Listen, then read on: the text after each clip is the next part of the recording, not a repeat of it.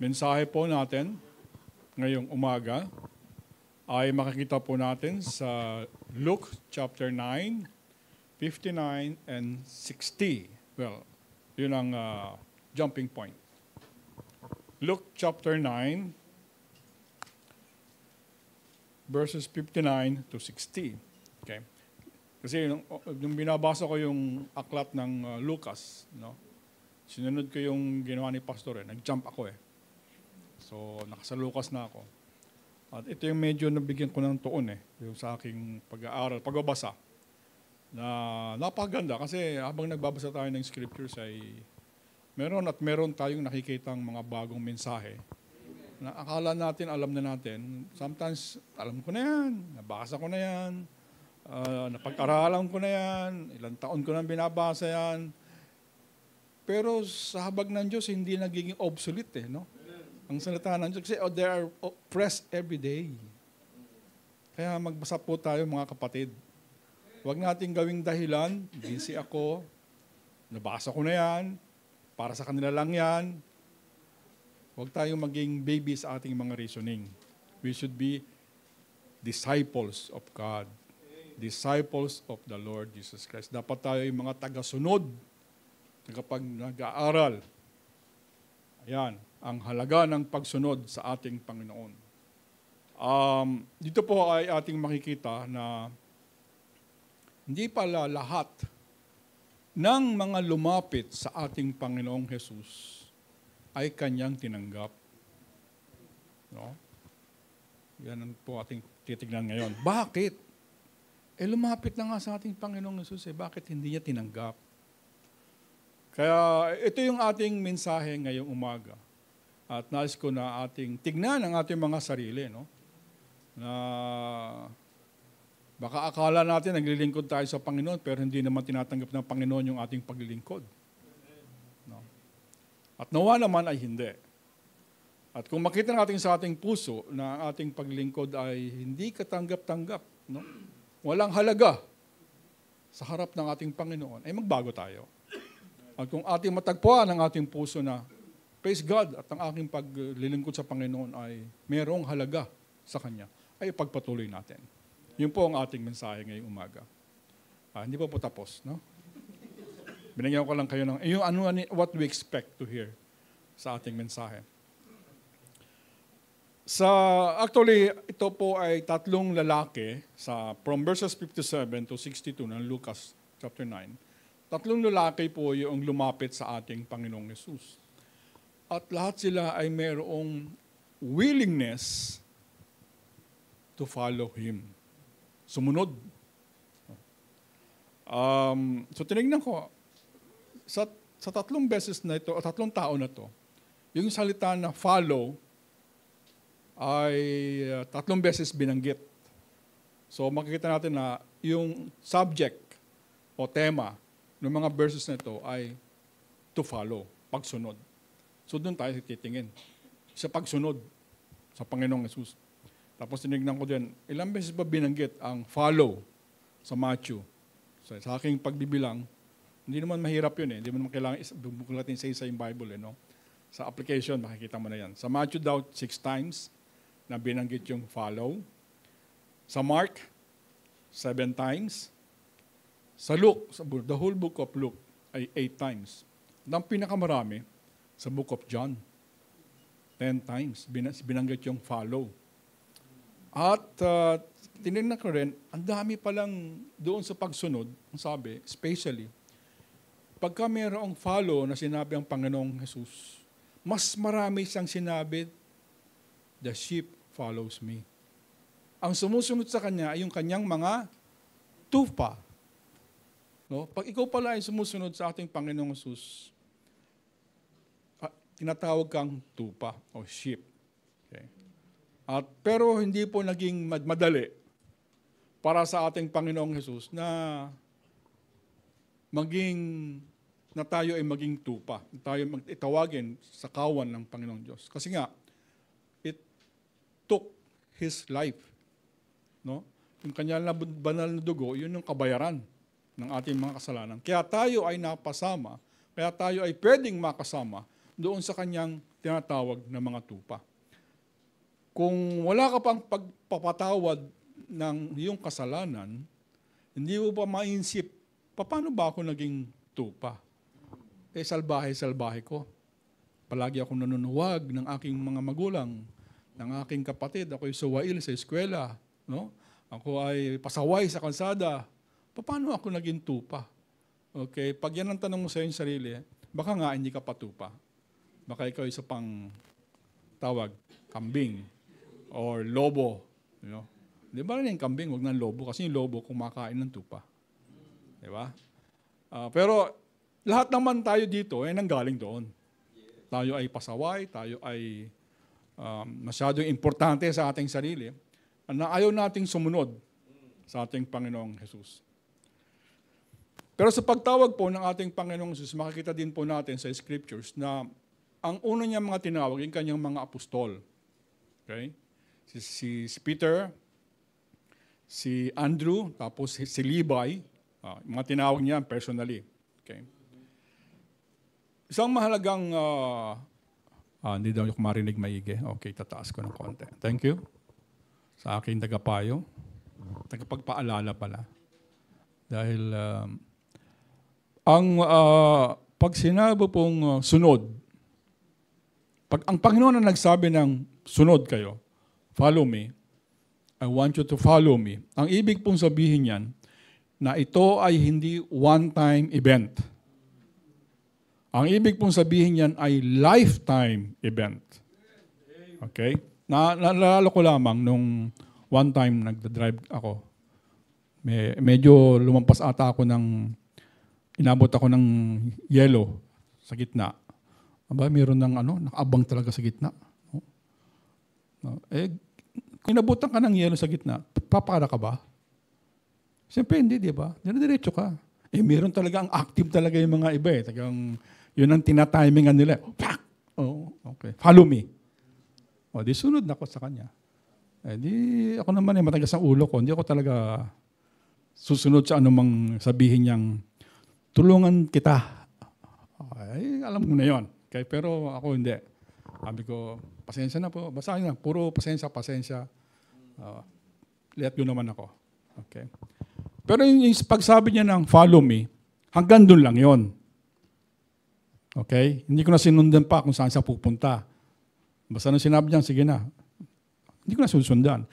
Pero pag ang Panginoong Jesus ang nagsabi ng sundan mo ako, ang ibig pong sabihin niyan, sumunod tayo sa Panginoong Jesus mula ng panahon na tayo ay tinawag at tayo nakakilala sa Panginoong Jesus hanggang sa ating lahat ng buhay. Araw-araw tayo po ay sumusunod sa ating Panginoon. Hindi ito yung panahon na kung saan nagsulat tayo sa acceptance booklet. Di ba? Hindi yun. Yun po ang kaibahan ngayon sa ibang mga churches. Na ang highlight ng kanilang ministry ay makalikom ng mga ganun. Na kung saan ang mga tao ay nag-raise ng hands, tapos okay lang, tapos susulat yung pangalan, tumanggap sa Panginoon, tapos noon wala na. Well, kailangan tayo bilang isang iglesia, kumpleto tayo. Hindi lamang tayo mag-share ng gospel, pero itutuloy po natin na ang tao na yan should follow the Lord Jesus Christ. Hindi lamang follow at that time. So, meron din akong nakausap dun sa condo namin na isang, sabi niya, pastor daw siya. Sa isang elevator, nagkasabay kami. Tapos meron isang kasama, sabi niya. Sabi niya sa akin, kapatid niya tawag niya sa akin itong taong to, ligtas na to, sabi niya. Dahil pinag-pray ko na siya Sabi ko, ibang klase to ibang klaseng pastor to Sabi ko, bumuka na kasi 1 floors lang sila. Wait. So, yun ang emphasis ng ibang mga churches. Okay? Tayo, we emphasize also salvation. But there should be pagsunod. Meron dapat hindi lamang yung time na yun na naging emotional yung tao, na naluha, naiyak, minsan na nakita niya, naramdaman niya, may kumikilo sa kanyang puso at sabi niya, yes, ikaw na ang Panginoon ko, tapos na. Okay? So, kumpletihin natin. Maging active tayo tulad ng ginagawa ng WIS program, and that is very recommendable. No? Kaya nga, isip ko kanina yung mga men na nagbabahay-bahay at namimigay ng pamphlets, gospel tracts, yan ang mga men na magandang maging husband. Diba? Husband material sa mga yan. Kaya yung mga ladies dito, kung naghahanap kayo ng husband materials, alam nyo na. Para pagdating ng panahon, ayan, huwag sana magbago, no? Pero yung mga men, huwag naman yun ang nasa isip ninyo, no? Na kayo ilalabas para makabingwit ng mga ladies, no? Dapat tayo ay naglilingkod, ano man ang mangyari sa Panginoon palagi. So, keep that in mind, na pag sinabi ng Panginoon, follow me, o pag nagsabi tayo sa Panginoon, I will follow you, Lord, yan po ay panghabang buhay. Hindi yan yung sporadic, hindi seasonal. Ano yung seasonal? Tuwing linggo lang. O kaya mas mahirap pa, tuwing anniversary lang. O kaya tuwing meron lang special occasion. Doon lang sa masigla, sigla. Pero pagka ordinary days, Monday to Saturday, we don't know if he's a Christian. Pero when Jesus invites someone into His kingdom, okay, parang nag-invite ang Panginoong Yesus sa kanyang kingdom, at ang taong ito ay nakatanggap ng kanyang pagkapatawad, ng kanyang kaligtasan, that should be for the rest of that man's life. Diba? Hindi lamang dun sa panahon na yun. No? At siguro, naisip ko lang, no, napapansin ko, same faces, no? Nagiging mas matatag ang aking conviction na ito yung mga taong talagang ligtas. No? Of course, I do not see your heart. I can just see your works and your confessions. Pero dun tayo Pero ang Panginoong Yesus, ang nakikita niya, puso ng tao. That is why, yun ang ating lesson po ngayon, itong preaching po natin ngayon. Ano ba yung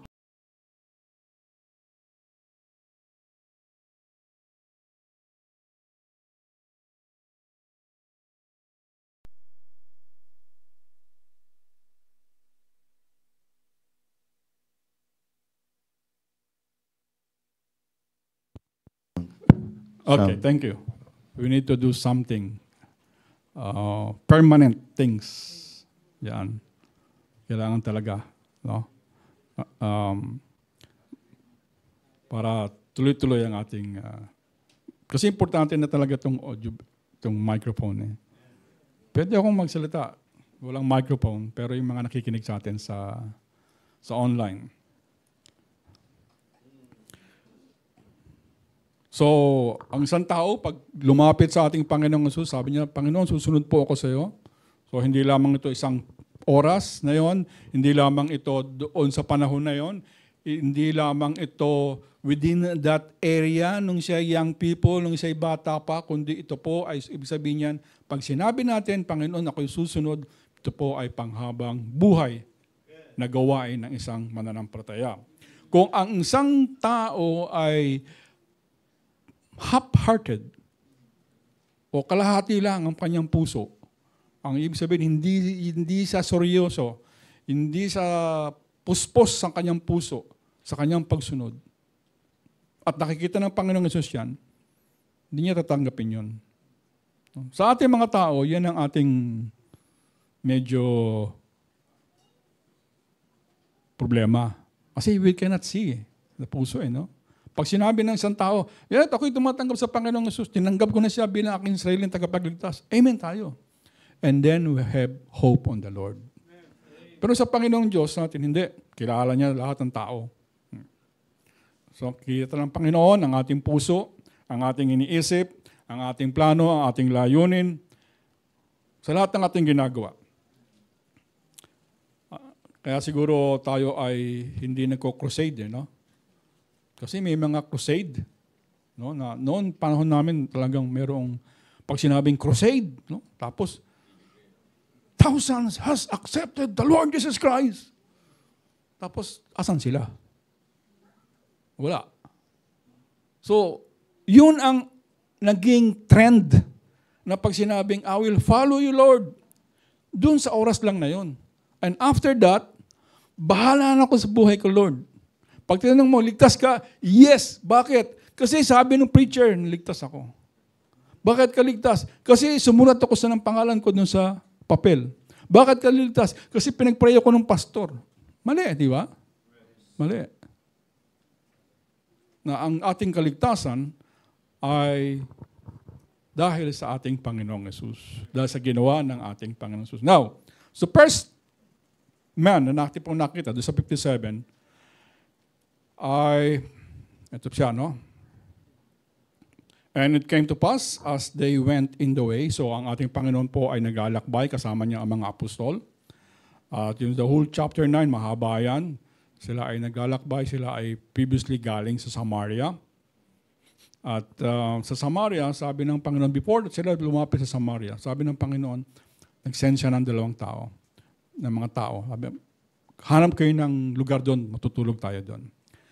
Pero nung dumating na sila sa Samaria, ay hindi sila tinanggap ng mga Samarians. No? Kasi palaging sinasabi ng Panginoong Jesus, I must go to Jerusalem. I must go to Jerusalem. Eh, alam naman natin na ang Samaria, meron silang sariling worship area. Eh, ang gusto ng mga Samarians, siyempre, pag natulog doon ng Panginoong Jesus, dito na ang worship natin. Nung sinabi ng Panginoon Jesus na I must go to Jerusalem, I must go, galit sila. So, huwag kayo dito. Alis kayo dito. Now, so ito ngayon, nung sila ay lumalakbay na, paalis na, a certain man, sabi sa verse 57, said unto him, Lord, I will follow thee whithersoever thou goest. Ganda, no? Panginoon, susunod po ako saan man kayo magpunta. No? Pag siguro sa atin yun na merong isang tao na ganun ang testimony, no? Maiiyak tayo di ba? Kasi magandang magandang mithiin ng isang tao yun eh. Napakagandang mithiin ng tao, layunin or isang okasyon sa isang tao na sabihin, Panginoon, susunod po ako kahit saan kayo magpunta. No? We will be saying, Amen. Hindi naman po masama yun. No? Pero sa ating Panginoong Yesus, hindi pala. Hindi automatic. No? Hindi automatic na, sige, sama ka na. Bakit po? Kasi sabi ng Panginoong Yesus, usually, sasabihin dapat, no? Dapat sinabi mo, Panginoon, yes. Pero hindi eh. Bakit? Sabi. And Jesus said unto him sa 58, foxes have holes, and birds of the air have nests, but the Son of Man hath not where to lay his head. So, hindi niya sinagot na, hindi ka pwede sumama. Hindi niya sinabing, sama ka. Pero sabi niya, wala akong matutuluyan. Ang buhay ko ay hindi komportable. Ang buhay ko ay hindi isang buhay na easy-easy. Kasi nga wala nga sa matuluyan eh. Bakit? Diba sabi, gagaling lang sa Samaria eh. Okay?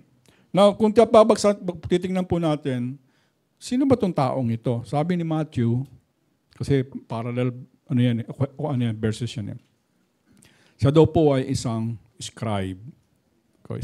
Scribo, nagsusulat ng scriptures. At sila din po yung mga nagpapahayag na kung ano yung law, kung ano yung kautusan. Sila yung nag-interpret, sila yung nagsusulat. Okay? Sila yung pinupuntahan ng mga tao kung mayroong mga law patungkol sa kautusan. Pero sabi po doon, although he is a scribe, sabi ng Panginoon, hindi pwede.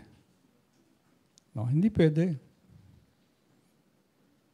Now, papapasin din po natin dito, no, bago natin pumunta sa mga points. a certain man, which is a scribe, said unto him. Okay? Itong taong ito, mapapansin po natin, malapit siya sa Panginoon. Okay? Malapit siya. Kasi nasabi niya no? Hindi sinabing came rushing or came to the Lord or shouted, no? He said sinabi lang niya. So malapit ito.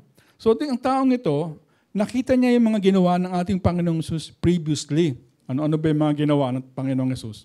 Okay?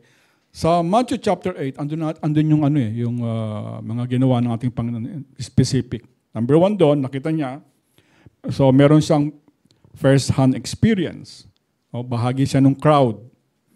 So na-attract siya dun sa ginawa ng ating Panginoong Hesus. Yung nakita niya yung kung paano pagalingin ng ating Panginoong Hesus yung anak ng centurion na kahit malayo ang Panginoong Hesus doon sa bahay, no, gumaling yung anak ng centurion. Dahil sa Panginoong Hesus. Andun din, so by remote, gumaling. Pero sa bahay ni Peter, sa bahay ng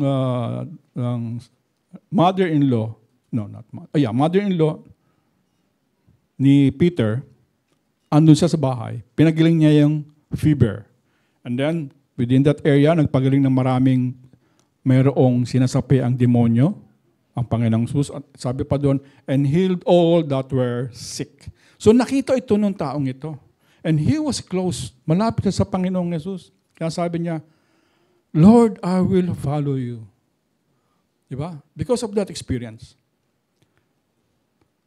And he is a scribe. No. Siguro kung tayo dito ay magkaroon ng isang artista member, wag lang mukhang artista, no? Tayo talagang artista kasi marami sa atin dito mukhang artista, pero or hilig lang mag-artista. Teka naman, giging ano. Okay. Kung meron man, I'm sure mapupuno itong kalsadang ito, di ba? Thank you.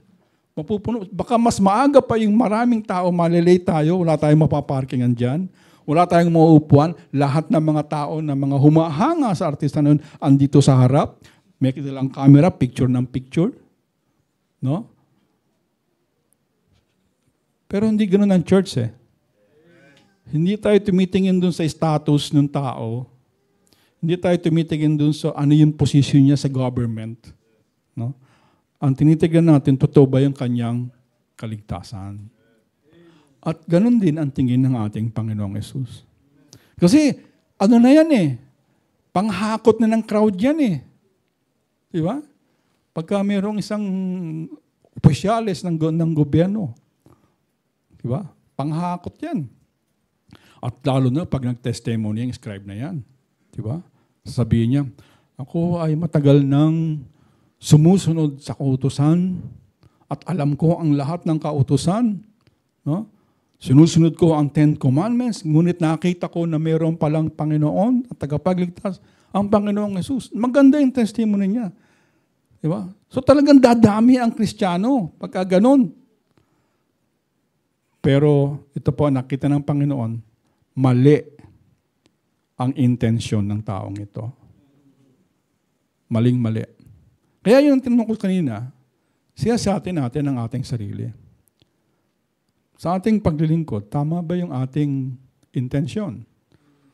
Tayo ba ay naglilingkod kasi maraming pagkain after ng preaching Busog na busog kami, kaya ang sarap Blessing lang yon. Okay? So, he is a sure crowd attraction. Pag sa'yo na-convert. Pero we don't need that kind of person. Kasi ang attraction dito sa iglesyang ito ay hindi ang tao, kung hindi ang salita ng Diyos at ang ating Panginoong Hesus. Okay? Kaya ang sabi ng Panginoong Hesus, sige, ano ka nga, you have a very good profession, you're a scribe, at pagka sinabing scribe, marami siyang mga followers din, sarili niyang followers. At tinitingala siya, maganda posisyon niya sa government. No? Pero ang sabi ng Panginoong Hesus, hindi ka pwedeng follower. Because you are only looking for a comfort of your life. Kasi kaya sagot ng Panginoon Jesus, foxes have holes and birds of the air have nest, but the Son of Man hath not nowhere to lay his head. There is no comfort sa ating Panginoong Jesus. Kaya mo ba yon? Wala akong matuluyan? Wala nagpapatuloy sa amin? Di ba? Kaya mo ba yung ganung gawain? Hindi. Okay? So, ganun ang sinabi ng Panginoong Jesus because Jesus knows the heart of that person. At ito po ay makikita natin sa John chapter 2, verses 24. But Jesus did not commit himself unto them. 23 muna. Now, when he was in Jerusalem at the Passover, in the feast day, many believed in his name when they saw the miracles which he did. 24. But Jesus did not commit himself unto them because he knew all men, and needed not that any should testify of man, for he knew what was in man. So, alam ng Diyos yung puso, kung ano nasa puso natin. Ako ba ay nakikinig? Or ang puso ko, ang isip ko ay andoon sa labas? Andoon sa aking bahay, sa aking trabaho, sa aking eskwela, sa aking business. No? Bigyan natin sa Panginoon lahat ngayong araw na to. Alam ng Panginoong Jesus ang lahat ng iniisip ng tao because He is omniscient. Nalalaman niya ang lahat ng bagay. At yun ang nalaman niya sa taong ito. Yung taong ito, yung scribe na ito, he was there to enjoy the comfort of a great teacher. No? Gusto lang niya talaga pumunta kasi merong comfort. So being a disciple, bilang isang tagapagsunod, hindi po lahat yan ay comfort. Actually, maraming discomfort. Hindi po ba? Biro mo, dapat nasa bahay na lang ako eh. Mag-online na lang ako dapat. Kasi at least doon, may electric pan. Pagka nagutom, punta sa kusina, kakain. Pagka you need to go to the CR, madali. Dito nakikita lahat pag lumabas. No? Si-CR na naman siya. Bilis naman niya mag-CR. No? Sa bahay, ang dali lang. Pero, so itong taong ito, yung first man, ang nasa isip niya is just yung magdaling buhay. At hindi po yan ang kagustuhan ng Panginoon Diyos. Okay? Hindi po yan ang binibigay ng Panginoon Diyos na ang ating buhay ay madaling easy na lang palagi. No? Actually, unless we give up, we are willing to give up our comfortable life, we cannot be a good disciple. Okay? Kung hindi tayo willing at hindi natin ibibigay yung buhay natin na easy, komportable, we can never be in the kingdom of God. Okay? Being a disciple is not a comfort, it's not an easy life. Merong awit, di ba? Sabi ng awit. So alam niyo itong title na to. So I will cherish the old rugged cross till my trophies at last I lay down. I will cling to the old rugged cross and exchange it someday for a crown. Yung taong ito, yung scribe sa ito, gusto niya yung crown, yung corona, yung glory, yung comfort, the being with the Lord Jesus Christ, and he doesn't want the cross. Pero ang sabi ng ating Panginoong Jesus, kailangan natin dumaan sa cross. Diba sabi niya sa verse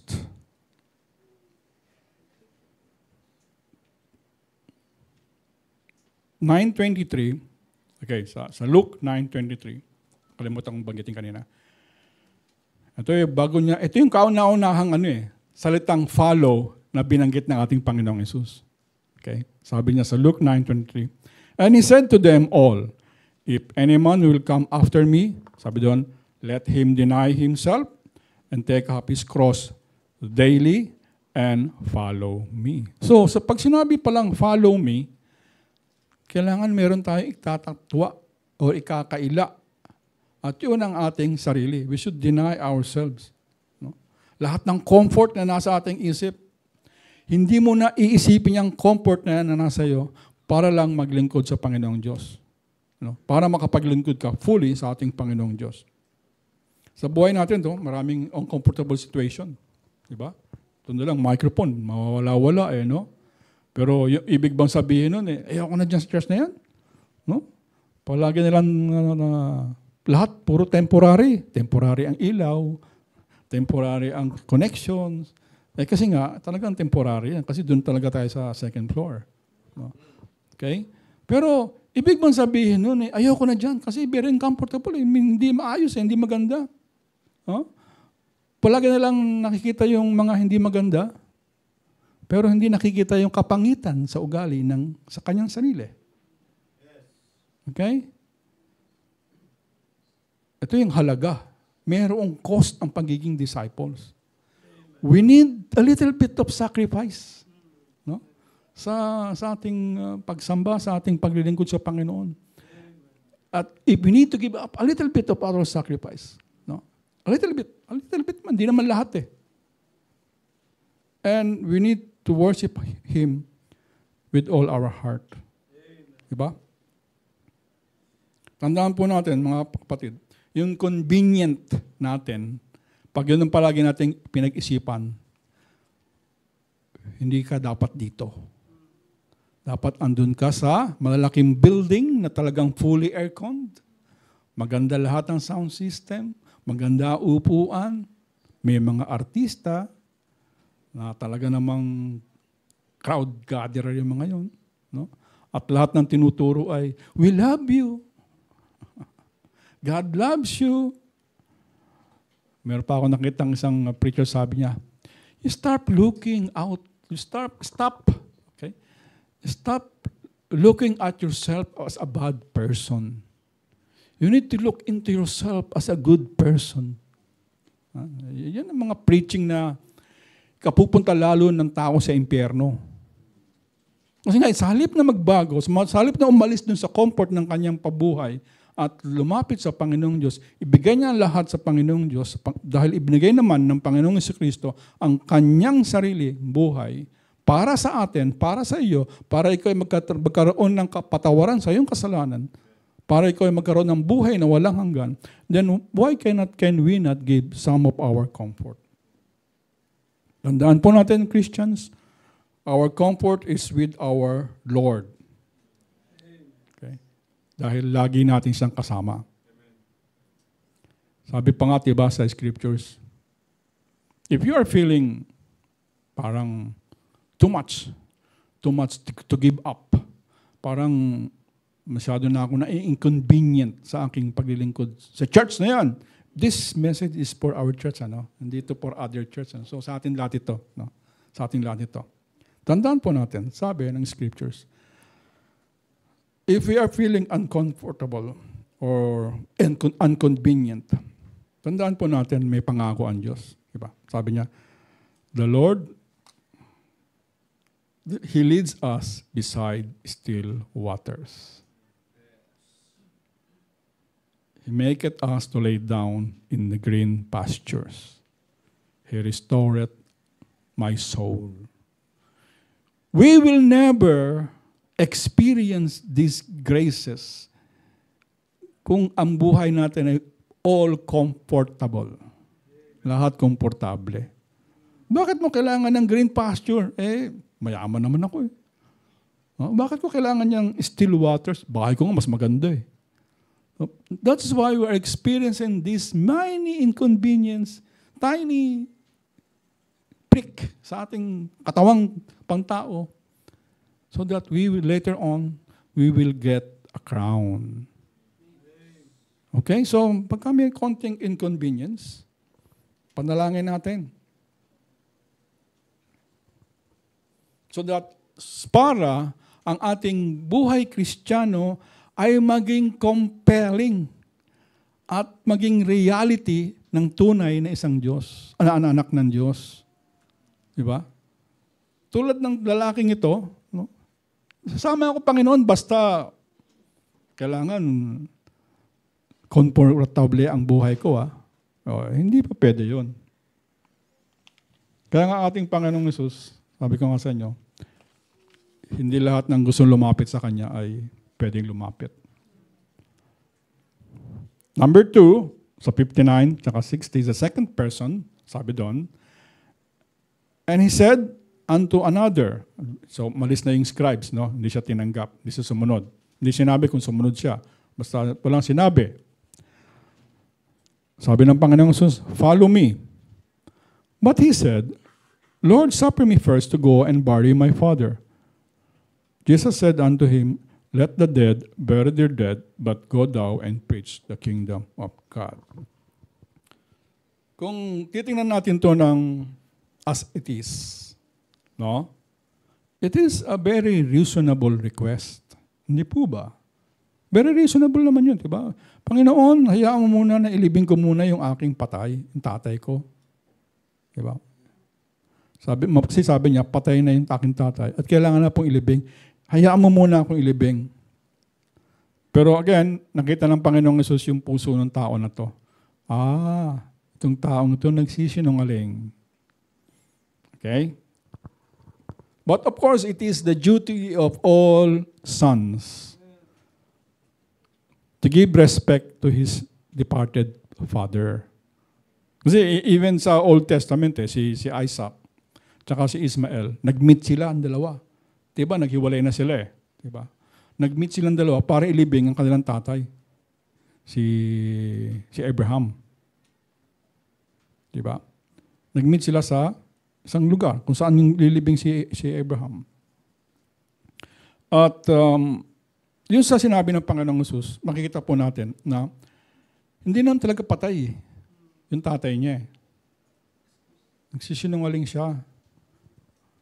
Siguro, malapit nang mamatay, pero hindi pa patay. Bakit? Because sa custom po sa Middle East, okay, doon sa mga galing sa Middle East, alam na po natin ito, na sa kanila po, especially sa Jewish custom, na pag namatay ang isang tao, kailangan agad ilibing within that day. At meron tayong mga example nito. Halimbawa, si Lazarus, di ba? Si Lazarus ang namatay, tapos inilibing agad. Kaya pagdating ng Panginoong Hesus doon kay Mary at Martha, ang sabi, nangangamoy na po siya kasi 4 days na eh. Kaya nilibing na siya. So, sa kanila, pag namatay, nilibing agad.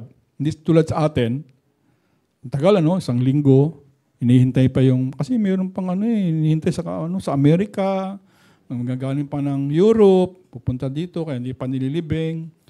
Di ba? Kasi nga, inaambalsamo natin dito. Sa mga Hudyo, walang imbalsamo. Pagka namatay, libing. Pangalawa pang example natin, si Ananias at si Sapphira. Di ba? Sila'y namatay. Tapos sabi doon, and they were immediately buried. Inilibing agad.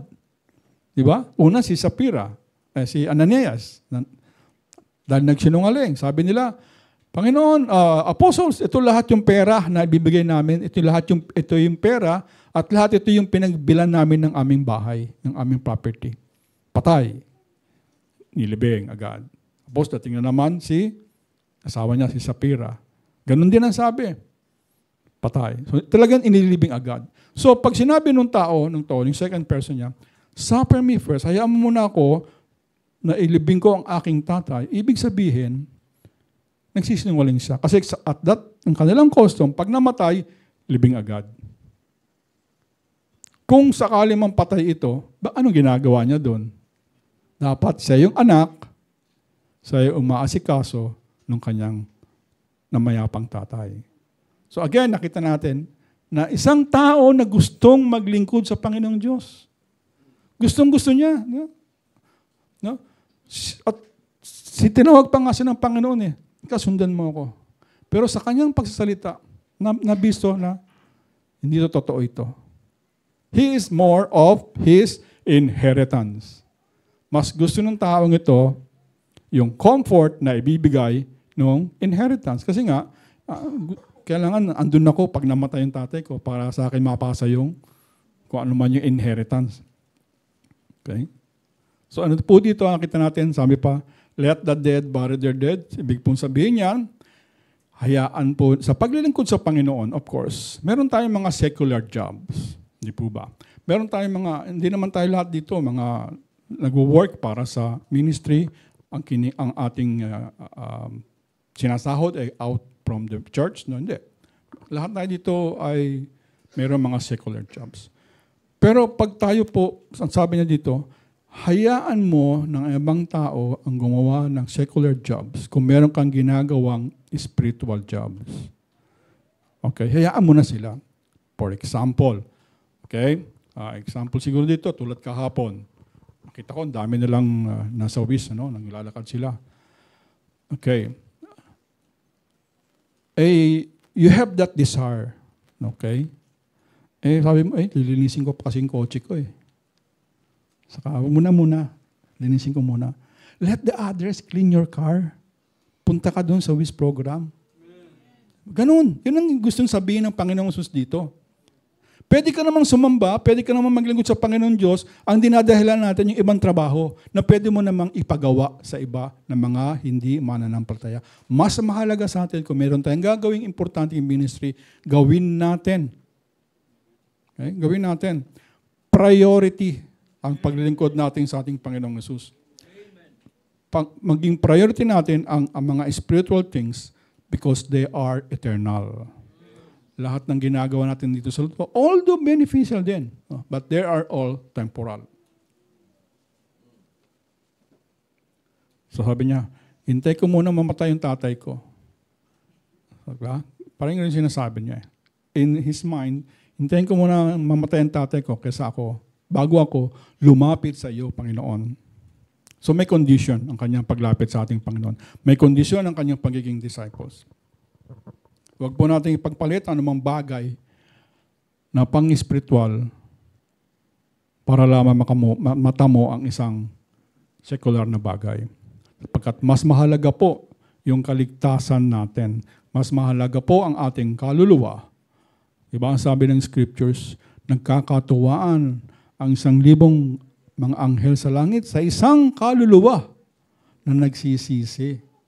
Meron man yun. Ang gusto ng isang tao, hindi, kasi gusto ko, yun muna ang trabaho ko. Natutuwa sa kanya, 1,000, hindi anghel sa langit. Ibang anghel. Okay? Mahalaga po ang ating trabaho, ang ating mga pinagkukunan ng ating support sa ating buhay. Pero when times comes na you need to select, sino ay prioritize natin? Ang Panginoon po ba o yung ating trabaho? So it's questions for us. Pero ang sabi dito, alam ng Panginoon yung puso natin. Yeah? Alam ng Panginoon yung puso natin. Okay. Kasi nga sabi dito, hayaan mong ang mga patay ang ibig sabihin, may mga maglilibing naman sa kanya kung sakaling patay . Pero ang gagawin mo, sabi doon, go thou and preach the kingdom of God. So in preaching the kingdom of God, kahit anong secular jobs, ang gawin natin, i-priority natin ang preaching the word, the kingdom of God. Okay? Priority. So, hindi ko sinasabing palagi, pero we should set our priority. Asan ang priority natin? As a person, as a church, sabi niya ng Panginoon sa atin, preach the kingdom of God. Tama na yung yung comfort sa buhay natin. Maging mature tayo, maging masikap tayo, maging masigla tayo sa paglilingkod sa Panginoon by being available, willing and available sa gawain ng Panginoon. Willing and available to preach the kingdom of God. Okay? Tama na yung tamad-tamad. Tama na yung saka na lang. Ito yung sinasabi ng taong ito . Saka na lang kung maglilingkod Panginoon. Ay, hindi ka karapat-dapat sa kaharian ng Diyos. sabi ng Panginoon. So wag po natin pagpalit ang anumang financial gain sa anumang spiritual, para sa spiritual gain, para po sa kingdom of God. We have 6 days, sa iba, 6 nights of working, diba? Kasi may mga panggabi dito, and 1 day for the Lord. Day tayo nagsiservice. Walang una. Okay? So, you have 6 days or 6 nights working, and we have 1 day for the Lord. But of course, may mga panahon na talagang you are required, naka-schedule na yan, wala kang magagawa doon. But andun yung puso natin. Andun yung priority ng ating puso. Hindi tayo yung nagbibigay ng reason, di ba, simba naman ako ng last week, hindi na muna ngayon. Okay? Kasi minsan nangyayari, tulad ng taong ito, Panginoon, hayaan mo muna ang ibari ko. Libing ko muna yung aking tatay, which is wrong reason. So again, no? We really need to deny ourselves. Medyo bawasan natin yung pag-isip natin yung sarili ko muna. Huwag po natin isipin yung sa gawain ng Panginoon. Puro sarili ko. Maling turo po yun. Then, 61 to 62 ng Luke chapter 9. And another also said, Lord, I will follow thee. Ay, ang ganda nito, taong to. Siya ang nagkusa, ano? Lord, I will follow thee. Pero again, may condition na naman. Okay. But, ayun, yun ang masakit po, no? Sa paglilingkod sa Panginoon, para sa kaharian ng Diyos, tanggalin na po natin yung mga but. No? Ang taong ito sabi niya, Lord, I will follow thee, but let me first go bid them farewell, which are at home at my house. Panginoon, magpapaalam muna ako sa aking ama, sa aking ina, sa aking asawa, sa aking anak. Lahat ng mga andun sa bahay, magpapaalam muna ako. Kasi masyado ko silang mahal na mahal nila ako. At baka bigyan nila ako ng despedida party. Sayang naman yung despedida party. Baka may gifts pa ako doon. So, sandali lang, Panginoon. Ano sabi ng Panginoon? Again, nakita ng Panginoong Jesus yung puso, yung intensyon ng taong ito.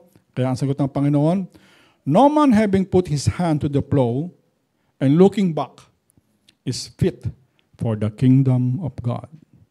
Sa paglilingkod daw po, pag tayo ay mayroong tinitig ng pabalik, ito yung tao na maglilingkod ako sa Panginoon, pero kalahati lang. Hindi buong buhay ko. Okay? Kailangan ko din naman yung enjoyment sa pamilya ko, sa kaibigan ko, sa friends ko, sa mga ka-eskwela ko. Kailangan ko rin yun. Okay? Pero unahin ko muna sila. Okay? Also, sounds reasonable. This person doesn't care about comfortable life. Hindi niya sinabi yan. Or any money. Hindi siya naghintay para mamatay yung kanyang tatay. Uwi lang siya sa bahay niya. Magpapaalam lang siya. Siguro para humingi ng financial support. Tay, bigyan niyo akong support at ako ay magiging tagapaglingkod ng Diyos. Or naghihintay siya ng family approval. No? Naghihintay ng family approval bago maglingkod sa Panginoon Diyos. Hintay niyo muna ang approval ng tatay o ng nanay bago ka maligtas. Ganun ba yon? Ang pagtawag sa kaligtasan ay personal. Ang pagtawag ng desisyon natin para tayo ay sumunod sa tubig ng bautismo ay personal. Hindi mo na dapat hintayin pa ang pamilya mo na mag-decide para sa iyo. Okay? This person is so family-oriented that he cannot be a follower of Jesus Christ without the approval of his family. So, ano ang message po dito? Sinabi din naman ng Panginoon Jesus, diba, sa Matthew 10:37, He that loveth father or mother more than me is not worthy of me, and he that loveth son or daughter more than me is not worthy of me. Sa ating pong paglilingkod sa Panginoon, tanggalin na po natin yung ating fallback na, ay, pagka hindi umana to, dapat itong gagawin ko. Dapat po tuloy-tuloy po tayo, kahit sabihin ng pamilya natin, kahit na naiinis na yung pamilya natin, ano ka ba, alis ka ng linggo. Palagi ka na lang sa church ng church. Okay? Hindi mo na ginagawa ang iyong mga gawaing bahay dito. Ayun ang masama, mga kapatid. Huwag pong ganun. Meron ka palang daw gawaing bahay, tapos idadahilan mo, linggo kasi kailangan kong magsimba. Hindi. Huwag. Binibigyan mo lang ng rason ang iyong katamaran na tama, na hindi maganda sa isang mananampalataya. So gawin mo ng maaga. Gawin mo ng maaga. Ngunit ang paglilingkod sa Panginoon, when it comes to pagpili sa pamilya at sa Panginoong Hesus, ang sabi, ang pipiliin, ang tamang pipiliin ay ang Panginoong Hesus. Yan po ang sinasabi ito. Kaya ang sabi ng Panginoong Hesus, no man having put his hand to the plow, yun yung pag-aararo, no? And looking back is fit for the kingdom of God. Kasi nga, pag nag-aararo, merong kalabaw or baka sa harapan, tapos may hawak-hawak kang pang-araro, no? Dapat tinitignan mo yun, pinupuntahan ng kalabaw. Hindi ka lingon na lingon. Baka andun yung crush ko sa likod ko. Dapat tinitignan mo yun. Kasi kung hindi, ganun-ganun yun. Okay? Tapos magtatanim ka, bakit paikot-ikot yung tanim ng palay ninyo? Kasi yung nag-araro, kung saan tumitingin eh. So, ito pong sabi ng Panginoon natin, no? Kung tayo ay maglilingkod sa Panginoon Diyos, diretso po ang tingin. Diretso ang tingin. Maraming mga tayong nakikita na sa ating preference hindi maganda, ayoko ng ganyan. Pero ang tamang paglilingkod sa Panginoon, nakatingin tayo sa ating Panginoong Diyos doon sa goal natin na tayo po ay maging mature.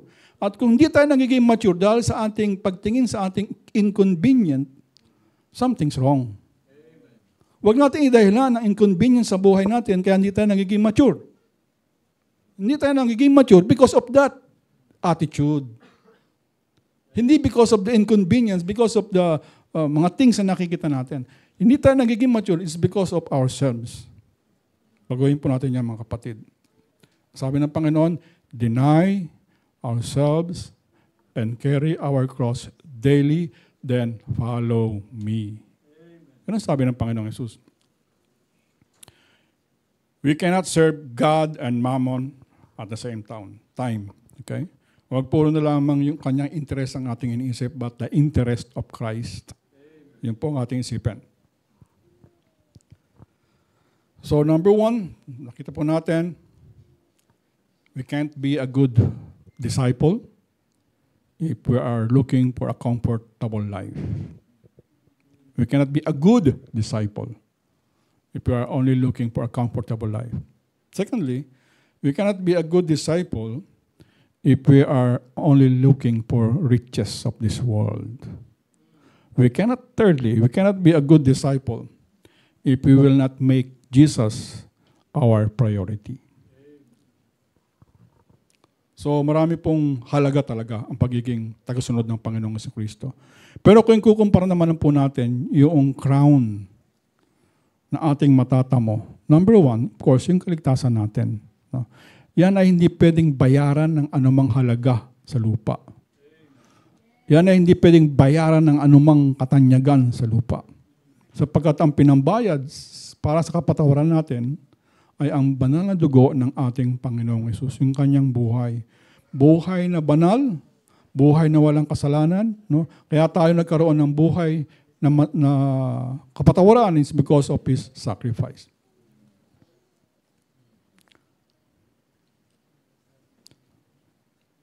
We are not fit for the kingdom of God except for the grace of God. Okay? So let's do the ministry of the kingdom of God. If a person desire or already doing the ministry, pero without the life-changing gospel. Okay? If we are just doing the ministry, we think we are serving the Lord Jesus Christ, but without that, the gospel that changed lives, yun po ay walang kabuluhan sa Diyos.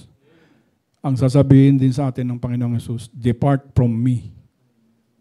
Kahit anong gawa natin. Kaya we need to check our life, mga kapatid. Sa aking bang paglilingkod, totoo ba na ako ay mayroong kaligtasan? Totoo ba na ako ay pinatawad ng Panginoong Diyos? Sa aking paglilingkod, ako ba ay dinidinay ko ba yung lahat ng comfort sa aking buhay? No? Na dapat mas komportable sa bahay, mas maayos na simbahan na mas malaki dapat. No? Okay? Mas mga maayos ang lahat ng bagay. May mga pambata, mayroong pang babies na kwarto, na maganda ang parking, may nag-a-assist sa parking, may bubong ang parking para pagbalik namin hindi mainit. Lahat yan ay comfort sa buhay. Pero tandaan po natin mga kapatid na ang ating Panginoong Jesus pumunta dito, tinanggal niya lahat ng comfort na kanya nararanasan doon sa langit. Para po ibigay sa atin ang pinakamagandang handog at yan ang buhay na walang hanggan. But if we are faithful in spite of the not so comfortable life, not so financially blessed, even though sometimes we are rejected by family or friends, we will have a great reward. So, brothers and sisters, let us continue being faithful to our Lord Jesus Christ. To follow the Lord Jesus Christ means it is a Christian lifestyle.